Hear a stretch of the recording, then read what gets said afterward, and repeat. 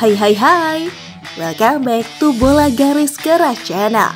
Untuk terus mendapatkan informasi terbaru seputar dunia sepak bola setiap harinya, dan agar channel ini semakin berkembang, jangan lupa tekan tombol subscribe dan aktifkan tombol loncengnya ya. Check it out. Inter Milan juara Coppa Italia 2021-2022. Inter juara usai menang 4-2 atas Juventus lewat laga yang harus dituntaskan sampai perpanjangan waktu. Duel Juventus versus Inter di final Coppa Italia digelar di Stadion Olimpico Roma, Kamis 12 Mei 2022 dini hari waktu Indonesia Barat. Laga terakhir imbang 2-2 di waktu normal. Inter unggul 1-0 di babak pertama berkat gol Nicolo Barella. Juventus kemudian berbalik unggul setelah Alexandro dan Dusan Vlahovic mencetak gol di awal babak kedua. Penalti Hakan Çalhanoğlu pada menit ke-80 membuat skor seimbang 2-2.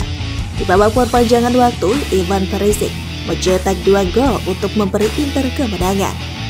Dari hasil Liga Inggris tadi malam, Manchester City menang 5-1 atas Wolverhampton Wanderers dengan 4 gol diborong Kevin De Bruyne. The Citizen pun menjauh dari kejaran Liverpool di klasemen. Premier League menggelar Wolves versus Manchester City di Molineux Stadium, Kamis 12 Mei 2022 dini hari waktu Indonesia Barat. Tim tamu tampil digaya sejak babak pertama. De Bruyne mencetak hat-trick pada 45 menit pertama. Wolves hanya mampu membalas lewat gol Lingard dan Dunker. Manchester City unggul 3-1. De Bruyne menggenapkan golnya menjadi quad-trick pada babak kedua. Gol Raheem Sterling menjelang akhir pertandingan memastikan Manchester City menang 5-1 atas Wolverhampton. Hasil ini membuat Manchester City kukuh di puncak klasemen Liga Inggris dengan 89 poin dari 36 pertandingan. Adakah Pep Guardiola berjolak 3 angka dari Liverpool dengan 2 laga tersisa? Masih dari Liga Inggris, Chelsea menang meyakinkan atas Leeds United. Lanjutan kompetisi Liga Inggris 2021-2022. The Blues menang 3-0 dan mengirim The Whites ke zona merah. Bermain di Ellen Road, Leeds, Kamis 12 Mei 2022 dini hari waktu Indonesia Barat, Chelsea tampil mendominasi Leeds United. Kemenangan 3 gol diraih. Di babak pertama keunggulan didapat lewat gol Mason Mount di menit keempat. Kemudian 2 gol tambahan dicetak lewat Christian Pulisic dan Romelu Lukaku. Skor 3-0 bertahan sampai akhir. Kemenangan ini membuat Chelsea kini berada di peringkat 3 klasemen Liga Inggris dengan mengoleksi 70 poin dari 36 laga, sementara menjauh dari Arsenal. Sementara itu, kekalahan membuat Leeds masuk zona degradasi, yakni di peringkat 18 dengan 34 poin dari 36 laga. Dari Liga Spanyol, Elche versus Atletico Madrid. Dalam lanjutan kompetisi Liga Spanyol sudah tuntas. Los Colchoneros menang 2-0 lewat gol Matheus Cunha dan Rodrigo de Paul. Kemenangan membuat Atletico masih di peringkat 3 klasemen Liga Spanyol dengan 67 poin. Sementara itu, Elche di peringkat 14 dengan 39 poin. Agen Gabriel Jesus, Marcelo Patinati, mengaku sudah bicara dengan Arsenal. Jesus klaim mempertimbangkan dengan serius kemungkinan pindah ke Arsenal. Sementara Gabriel Jesus di Manchester City tinggal tersisa 1 tahun lagi.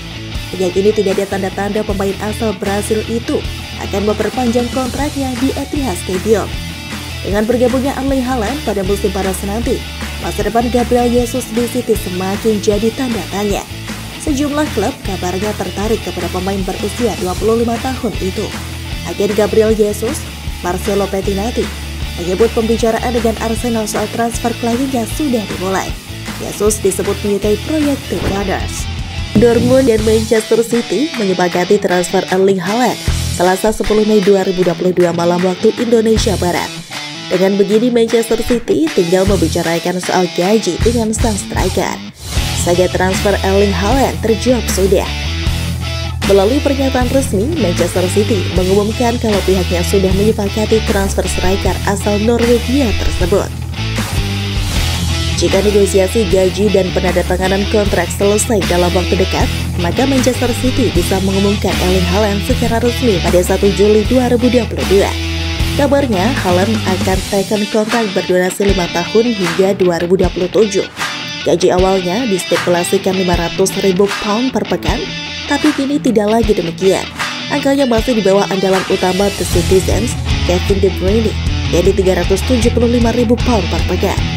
Selain kabar soal potensi transfer Erling Haaland, jagat sepak bola juga mendapat kabar teranyar soal Kylian Mbappe yang kontraknya di Paris Saint-Germain akan habis pada musim panas. Sebagai salah satu pemain top dunia saat ini yang digadang-gadang bakal merebut Ballon d'Or dengan Erling Haaland di masa depan Mbappe sudah santer dispekulasikan. Real Madrid adalah salah satu tim yang meminati. Maka ketika Kylian Mbappe tiba-tiba terlihat berada di kota Madrid, roda rumor transfer pun berputar cepat.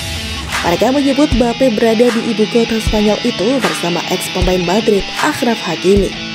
Apakah mega transfer yang melibatkan Kylian Mbappe di musim panas ini akan segera terwujud? Kita tunggu saja.